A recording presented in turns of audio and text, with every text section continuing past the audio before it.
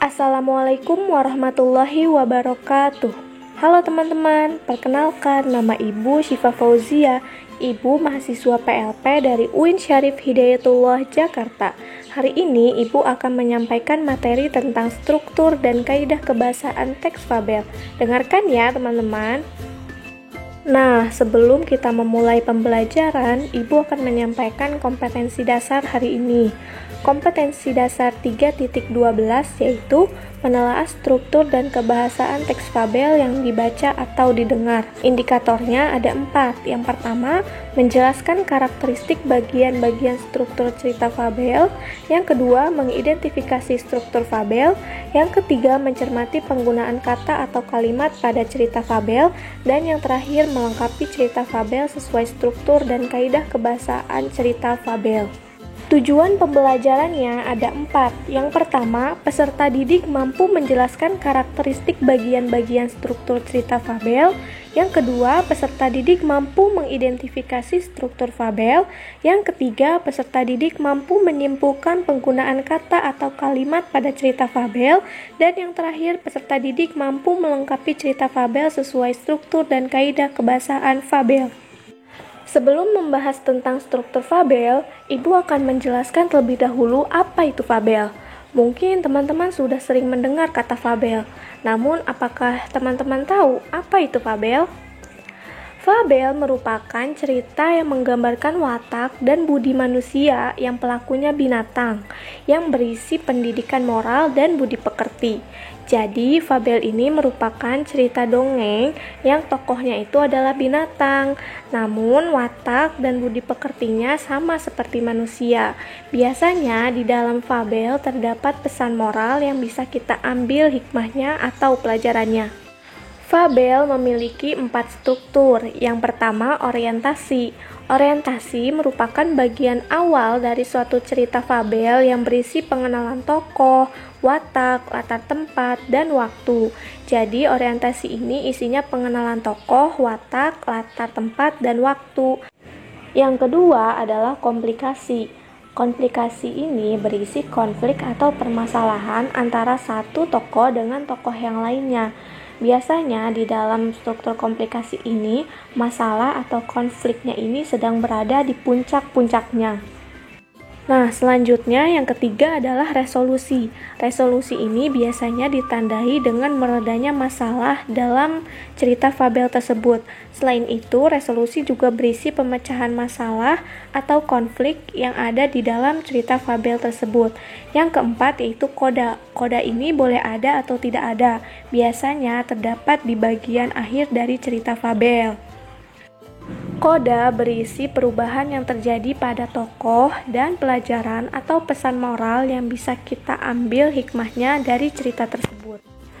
Oke teman-teman, selanjutnya kita beralih ke mengidentifikasi struktur teks fabel. Sebelum mengidentifikasi, kita baca bareng-bareng dulu yuk cerita beruang dan lebah ini. Setelah itu, kita identifikasi sama-sama tentang strukturnya. Setelah teman-teman baca cerita beruang dan lebah, sekarang kita identifikasi struktur yang pertamanya yuk, yaitu struktur orientasi. Nah, struktur orientasi dalam cerita beruang dan lebah terdapat di paragraf berapa yo? Ya, paragraf ke-1 dan kedua. Karena di dalam paragraf tersebut diawali dengan deskripsi latar waktu, yaitu pada suatu hari. Deskripsi tokoh yaitu beruang dan sekelompok lebah, dan deskripsi latar tempat yaitu di hutan. Sekarang kita identifikasi struktur yang kedua yuk, yaitu struktur komplikasi. Dalam cerita beruang dan lebah, struktur komplikasi terdapat di paragraf ketiga dan keempat. Karena struktur ini diawali dengan konflik fisik, yaitu terdapat dalam kalimat beruang mulai mengendus-ngendus sarang lebah dengan hidungnya. Selain itu, diawali juga dengan perubahan latar dan kondisi tidak mengenakan, yaitu terdapat dalam kalimat Malang bagi lebah. Ternyata pada saat menengok ke dalam sarang, sekelompok lebah sedang menuju ke sarangnya. Kalimat tersebut menunjukkan bahwa suasana yang tadinya tenang menjadi panik karena kedatangan sekelompok lebah yang memergoki beruang yang akan mengambil madunya. Karena ulahnya tersebut, beruang pun diserang oleh sekelompok lebah. Hal tersebut menandakan puncak masalah yang ada dalam cerita tersebut. Lanjut, yang ketiga yaitu struktur resolusi. Struktur resolusi yang ada di dalam cerita tersebut ada di paragraf berapa ya? Ya, betul. Terdapat di paragraf kelima. Karena di dalam paragraf tersebut diawali dengan meredanya konflik. Dalam paragraf tersebut, si beruang mencoba melawan dan berlari, namun kawanan lebah semakin ganas. Struktur resolusi juga biasanya mempunyai ciri bahasa, yaitu kata akhirnya, dia menyadari, dan lain-lain. Dan di paragraf kelima ini terdapat kata akhirnya. Beruang tidak menghindar dan merelakan tubuhnya disengat oleh kawanan lebah.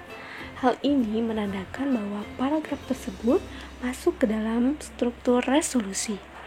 Yang terakhir adalah koda. Koda dalam cerita beruang dan lebah terdapat di paragraf ke-6 atau paragraf akhir. Karena di paragraf tersebut terdapat pesan moral atau amanat yang bisa kita ambil hikmahnya. Pesan moral dari cerita ini adalah tidak boleh tergesa-gesa dalam melakukan sesuatu hal dan harus memikirkan terlebih dahulu perasaan orang lain yang mungkin terganggu dengan apa yang kita lakukan. Oke teman-teman, setelah tadi kita mengidentifikasi struktur teks fabel beruang dan lebah, sekarang kita akan mencermati penggunaan kata atau kalimat pada teks fabel.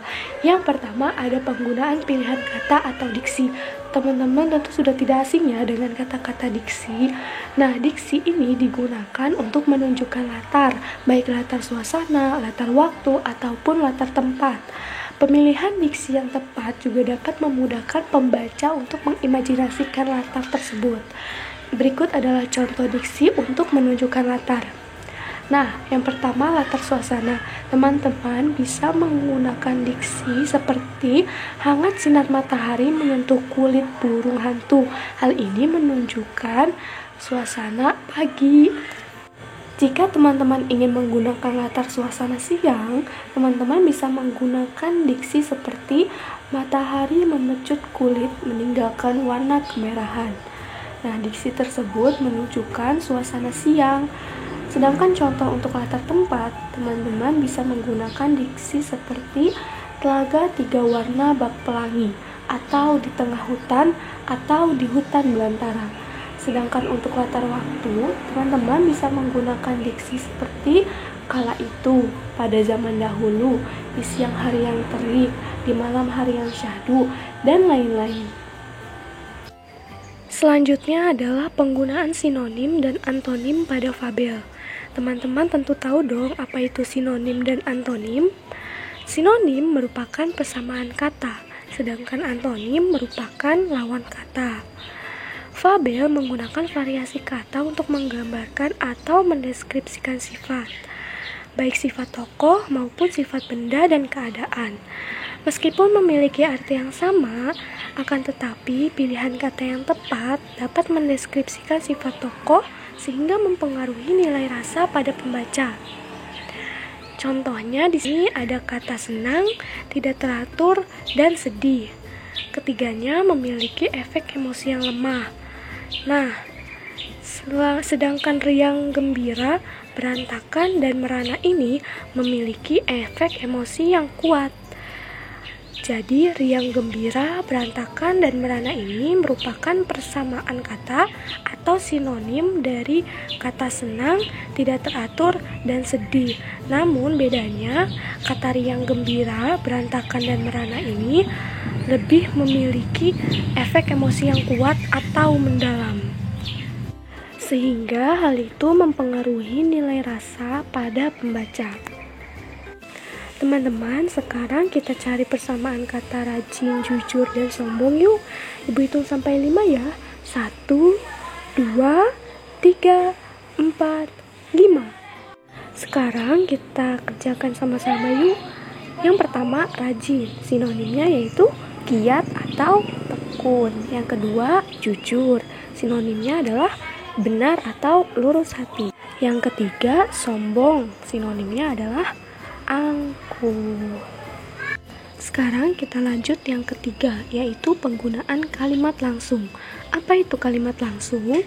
Kalimat langsung adalah kalimat yang diucapkan secara langsung kepada orang yang dituju. Kalimat langsung ini biasanya ditandai dengan pemakaian tanda petik. Nah, ada 3 ciri-ciri kalimat langsung. Yang pertama, menggunakan tanda kutip. Yang kedua, intonasi tinggi untuk tanda tanya, datar untuk kalimat berita, dan tanda seru dilakukan dengan intonasi perintah. Yang ketiga, kata ganti orang pertama dan orang kedua. Selanjutnya, yang keempat ialah penulisan kata seru. Kata seru adalah kata untuk mengungkapkan rasa hati seperti senang, bimbang, sedih, heran, dan sebagainya. Nah, di sini tanda koma dipakai untuk memisahkan kata seru seperti oh, ya, wah, aduh dari kata yang lain yang terdapat di dalam kalimat. Nah, contohnya kalimat oh begitu.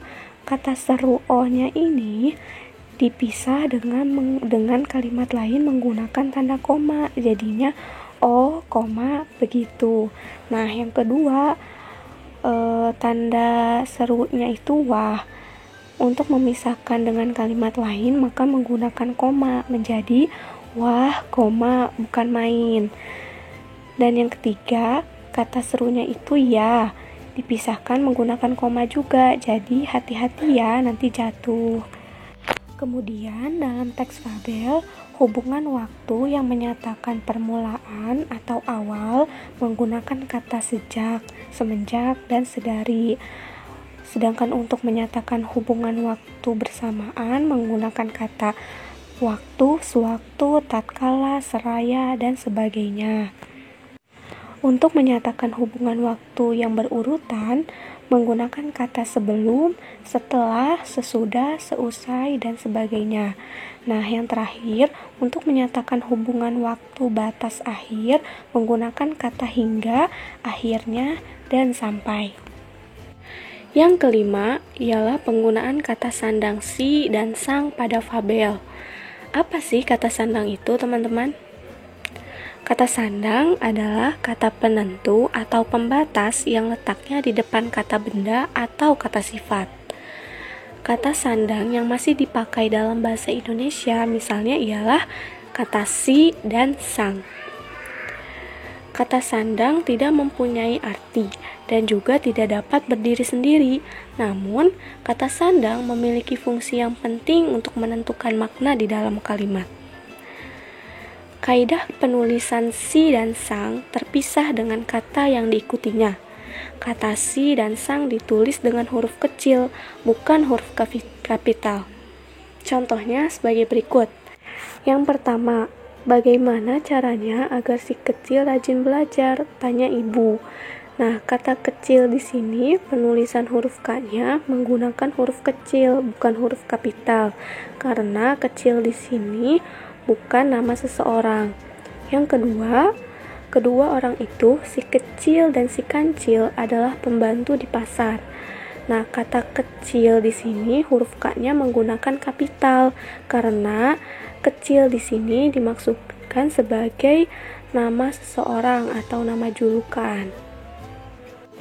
Di dalam fabel, nama binatang biasanya digunakan sebagai nama tokoh sehingga ditulis dengan huruf besar atau huruf kapital. Yang terakhir ialah penggunaan kata depan pada fabel. Nah, di dalam teks fabel biasanya digunakan kata keterangan tempat dan kata keterangan waktu yang dirangkai dengan kata depan. Penulisan kata depan ini dipisah dengan kata yang mengikutinya. Contohnya, pada keesokan harinya gajah datang lagi dan seperti biasa ia akan melewati rumah-rumah semut merah. Nah, kata pada ini merupakan kata depan yang dirangkai dengan kata keterangan waktu, yaitu pada keesokan harinya. Oke teman-teman, setelah tadi kita sudah membahas tentang struktur dan kaidah kebahasaan teks fabel, sekarang Ibu akan memberi kalian tugas. Di sini kalian harus melengkapi cerita teks fabel sesuai struktur dan kaidah kebahasaan.